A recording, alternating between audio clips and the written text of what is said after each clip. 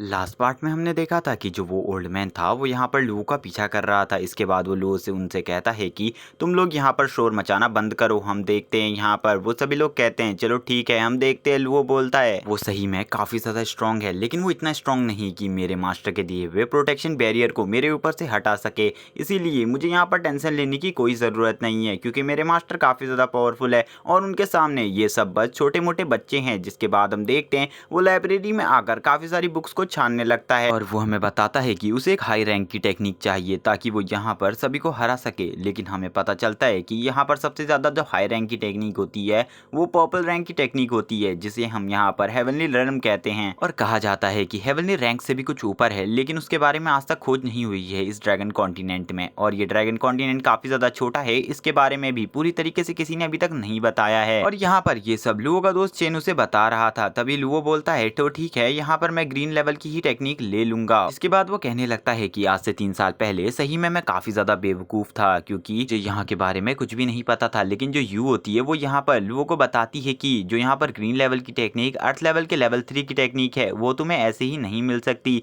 जिसके बाद वो कहती है अगर तुम्हें वो टेक्निक चाहिए तो तुम्हें मुझसे एक डील करनी होगी, तुम्हें मुझे रोज बाजार घुमाने ले जाना होगा। जिस पर लुओ एग्री हो जाता है और हम देखते हैं जो लुओ होता है वो यहाँ पर अब बुक सेल्फ में बुक्स ढूंढने लगता है और वो यहाँ पर ग्रीन रैंक की एक बुक ढूंढ रहा था। जिसके बाद उसे एक टेक्निक की बुक मिलती है जो रिबर्थ टेक्निक थी और हम देख सकते हैं इस टेक्निक की बुक को वो उठा लेता है और पढ़ने लगता है और कहता है कि ये बुक जो है ये यहाँ पर अर्थ लेवल के लेवल 6 का ट्रेजर है, लेकिन किसी गलती की वजह से यहाँ पर किसी ने इसे खाली लेवल 3 का ही ट्रेजर समझ लिया। वो कहता है कि इस बुक में वो सब कुछ है जो मुझे चाहिए, जो मैं पढ़ना चाहता हूँ, लेकिन मैं यहाँ पर आकर इसको रोज नहीं पढ़ पाऊंगा। हम देखते हैं तभी वो कहता है कि तो ठीक है, कोई ना कोई मेरे लिए इसका इंतजाम कर ही देगा। और हम देखते हैं वो सोचने लगता है ये यहाँ पर मेरे एनर्जी ब्लो को भी प्योर कर सकता है और मेरी पावर को बढ़ा सकता है, और कल्टीवेशन में इस सीवीड के लिए अभी मुझे और सारी टेक्निक्स चाहिए। लेकिन हम देखते हैं यू बोलती है कि मैं तुम्हें बता दूं कि ये जो ग्रीन रैंक की बुक है ये तुम कहीं पे भी ले जाके ऐसे ही नहीं पढ़ सकते, लेकिन अगर तुम चाहते हो तो तुम्हें इसके लिए मेरे लिए और ज़्यादा काम करना होगा। तुम्हें मेरे फादर से मेरे लिए घूमने के लिए परमिशन भी मांगनी होगी, क्योंकि वो मुझे ज़्यादातर घूमने नहीं देते हैं। और इसके फादर यहाँ पर क्लाउड सेक्ट के लीडर हैं। हम देखते हैं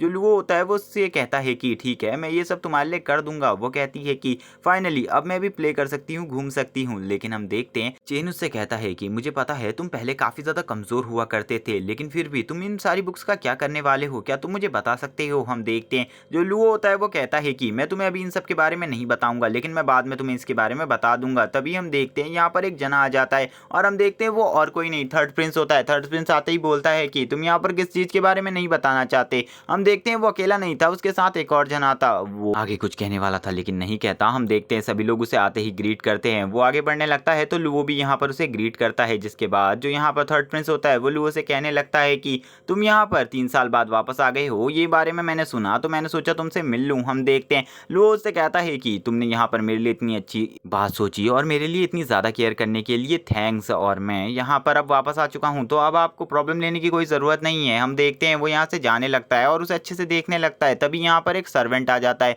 और हमें पता चलता है कि ये यहाँ पर इसका स्पेशल मंत्री है और ये हमेशा इसके साथ रहता है और इसकी प्रोटेक्शन करता है। हम देखते हैं जो यहाँ पर वो होता है वो जाहिरा होता है थर्ड प्रिंस यहाँ से, लेकिन वो तभी पलटता है और कहता है कि मैं तुमसे एक बात तो कहना भूल ही गया। मैं तुमसे कहना चाहता हूँ कि मेरी और यूनर की शादी जल्दी ही होने वाली है, तो तुम इसके बारे में क्या सोचते हो, जल्दी वहाँ आ जाना खाना खाने के लिए। और ये बात सुनकर यहाँ पर जो लुओ होता है वो काफ़ी ज़्यादा चिढ़ जाता है। जिसके बाद हमें पता चलता है कि जो लुओ है वो यहाँ पर यूनर से आज से 3 साल पहले से प्यार करता है और यूनर भी उससे प्यार करती थी और इन दोनों की मैरिज भी होने वाली थी। लेकिन लास्ट टाइम में लुओ था वो यहाँ से चला गया था क्योंकि उसे यहाँ से भेज दिया गया था। हम देखते हैं वो बोलता है कि यूनर फैमिली अब काफ़ी ज़्यादा अच्छी हो चुकी है। यूनर की फैमिली अब यहाँ पर काफ़ी ज़्यादा डेवलपमेंट हो चुका है और वो कहता है कि मुझे पता है ये सब थर्ड प्रिंस की वजह से हुआ है, लेकिन मैं यहाँ पर यूनर से पूछने आया हूँ क्या वो यहाँ पर इस शादी को करना चाहती है, क्योंकि उसने ही मुझे 3 साल पहले कहा था कि जब मैं यहाँ पर वापस आऊँगा तो वो मुझसे शादी करेगी। लेकिन हम देखते हैं उसे गेट पे ही रोक लिया जाता है और सभी गार्ड्स कहने लगते हैं तुम कौन हो, और बड़ी मुश्किल से वो अंदर आ पाता है। जिसके बाद हम अंदर यूनर के फादर को देख पाते हैं। जो यूनर के फादर होते हैं वो बाहर आते हुए कहते हैं कि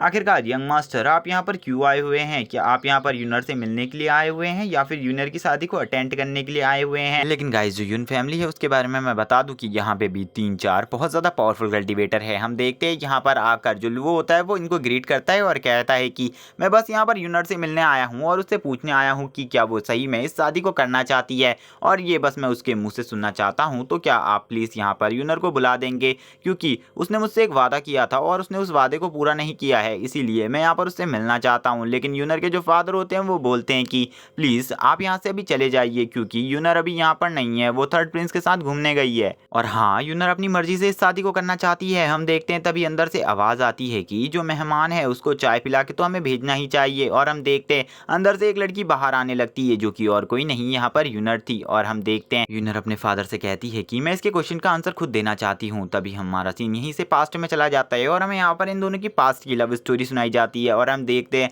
पास्ट में जो यूनर थी ये यहाँ पर लुओ की काफ़ी ज़्यादा रिस्पेक्ट किया करती थी और ये दोनों ही एक दूसरे से बहुत ज़्यादा प्यार किया करते थे। लेकिन तब जो लुओ था वो इतना ज़्यादा पावरफुल नहीं था और वो खाली एक कचरा था यहाँ पर लुओ फैमिली का। हम देखते हैं वो रोज़ रात को ड्रिंक कर कर आया करता था और यहाँ पर जो यूनर थी उसको परेशान किया करता था और वो यूनर को अपने आप को टच भी नहीं करने देता था और कहता था कि चले जाओ यहाँ से, मैं तुम्हें बिल्कुल भी पसंद नहीं करता और मैं तुम्हारे साथ नहीं रहना चाहता। और वो यहाँ तक ये भी कहता था कि मैं एक हारा हुआ इंसान हूँ, इसीलिए तुम्हें मेरे को छोड़कर किसी और लड़के से शादी कर लेनी चाहिए। तुम्हें मेरे जैसे लड़के से भी ज़्यादा अच्छे लड़के मिल जाएंगे, इसीलिए तुम्हें मुझसे शादी नहीं करनी चाहिए। और मैं एक लड़की हूँ जो यहाँ पर इस पूरे सेक्ट में, इस पूरे राज्य में किसी को भी नहीं हरा सकता, इसीलिए तुम यहाँ से मुझे छोड़कर चली जाओ। लेकिन जो यूनर थी वो यहाँ पर इसका हमेशा हौसला बढ़ाते रहती थी और कहती थी कि तुम्हें अभी तक एक सही मौका नहीं मिला है और एक सही ओपोनेंट भी नहीं मिला है, इसीलिए जिस दिन तुम्हें वो सही ओपोनेंट और सही मौका मिलेगा उस दिन तुम यहाँ पर सभी को हरा दोगे। इसी के साथ हमारी स्टोरी से हमारा सीन प्रेजेंट में आता है, जहाँ पर लुओ को काफ़ी ज़्यादा गुस्सा आ रहा था क्योंकि उसका फादर उसे अच्छे से बात भी नहीं कर रहा था। और हम देखते हैं वो यहाँ पर पूछता है कि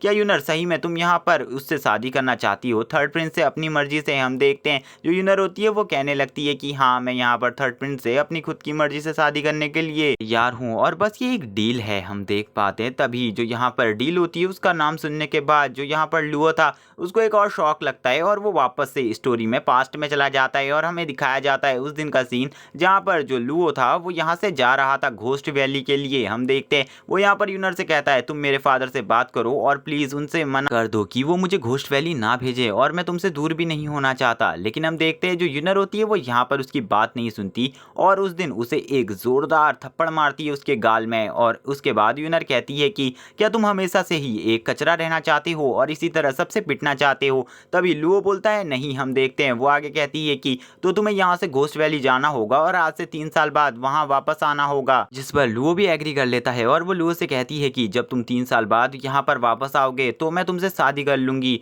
और तुम इतने ज़्यादा पावरफुल बनकर आना कि तुम्हें इस पूरे ड्रैगन कॉन्टिनेंट में कोई भी ना हरा सके और इस वर्ल्ड के सबसे ज़्यादा पावरफुल सुप्रीम्स भी तुम्हारे सामने झुके, तुम्हें इतना ज़्यादा पावरफुल बनना होगा। हम देखते हैं यहीं से हमारा सीन वापस से प्रेजेंट में आता है और हम देखते हैं लुओ कहने लगता है कि क्या तुम वो सब वादे भूल चुकी हो जो तुमने मेरे से कहे थे। ने कहा था कि जब मैं वापस आ जाऊंगा घोस्ट वैली से जिंदा वापस तो तुम मुझसे मैरिज करोगे, लेकिन तुमने तो यहाँ पर अब थर्ड प्रिंस से मैरिज करने के लिए तैयार हो गई हो। उसकी ये बात सुनने के बाद यूनर शॉक हो जाती है और कहती है कि मुझे ऐसे किसी भी वादे के बारे में कुछ भी याद नहीं है और अब मैं यहाँ पर थर्ड प्रिंस की होने वाली बीवी हूँ, इसीलिए तुम्हें मुझसे ऐसे बात नहीं करनी चाहिए। हम देखते हैं यूनर यहाँ पे उसे कोई रिस्पेक्ट नहीं देती और उसे क्रॉस करती हुई आगे बढ़ जाती है। हम देखते हैं इससे लुओ के दिल में काफ़ी ज़्यादा ठेस पहुँचती है। तभी उसके फादर कहने लगते हैं कि यहाँ पर अब सब कुछ हमारा होगा, क्योंकि जो थर्ड प्रिंस है वो यहाँ पर इसके बाद किंग बनेंगे और जो मेरी बेटी है वो उनकी वाइफ बनेगी, यानी कि जो मेरा पोता होगा वो यहाँ पर किंग बनेगा इस जगह का और इससे हमारी फैमिली को काफ़ी ज़्यादा फायदा होगा। वो कहने लगता है कि और इस बात से मैं काफ़ी ज़्यादा खुश हूँ। लेकिन जो लुओ होता है वो यहाँ पर कहने लगता है तुम बहुत ज़्यादा मतलब इंसान हो, जब तुम्हारी फैमिली यहाँ पर खतरे में थी तो मेरे फादर और मेरी फैमिली ने ही तुम्हारी फैमिली की मदद करी थी, लेकिन अब तुम यहाँ पर हमारी फैमिली के बारे में कोई भी चिंता नहीं करते और हमारी फैमिली को तुच्छ समझते हो। लेकिन मैं तुम्हें बता दूं कि तुम्हारी फैमिली में ऐसा कोई भी मेंबर नहीं है जिसे मैं डिफीट नहीं कर सकता 1-to-1 फाइट में। और वो यहाँ पर कहता है कि तुम यहाँ पर किसी को भी बुलाकर देख सकते हो, जिसके बाद यहाँ पर यूनर के फादर को भी गुस्सा आता है और वो कहते हैं तो ठीक है, फिर तुम यहाँ पर अब अगर मेरे बेटे को हरा देते हो तो इसके बाद देखा जाएगा जो होगा। हम देखते हैं वो यहाँ पर अपने बेटे को बुलाने लगते हैं, जिसे देखकर यूनर भी डर जाती है और हम देखते हैं तभी यहाँ पर जो ली यूरान होता है वो आ जाता है। और गाइज मैं बस इसे शॉर्ट नाम ली से ही बुलाऊंगा। हम देखते हैं ली वहाँ पर आ जाता है और उसके फादर बोलते हैं कि इस लड़के को खत्म कर दो इसी वक्त, और हमें बताया जाता है इसका नाम ली है और इसका पावर लेवल यहाँ पर डिवाइन लेवल के लेवल 6 पर है और इसकी पावर इतनी ज़्यादा है कि ये यहाँ पर अपनी फैमिली का सबसे ज़्यादा पावरफुल बंदा है इस टाइम पे यंग जनरेशन में। और हम देखते हैं वो यहाँ पर अपनी पावर को रिलीज करता है जो कि यहाँ पर काफी ज्यादा थी। और हम देखते हैं उसके पास यहाँ पर वाटर एट्रीब्यूट की भी काफी अच्छी पावर थी और उसकी पावर को देखकर लुओ बोलता है कि सही में तुम एक यंग जीनियस हो अपनी फैमिली के, लेकिन फिर भी यहाँ पर तुम इतने ज्यादा बेवकूफ हो कि तुम मुझसे फाइट करने आ गए। हम देखते हैं तभी जो लुओ होता है वो यहाँ पर अपना ऑरा रिलीज करता है और उसका इतना ज्यादा डेडली ऑरा चारों तरफ फैलने लगता है जो कि पर्पल कलर का था।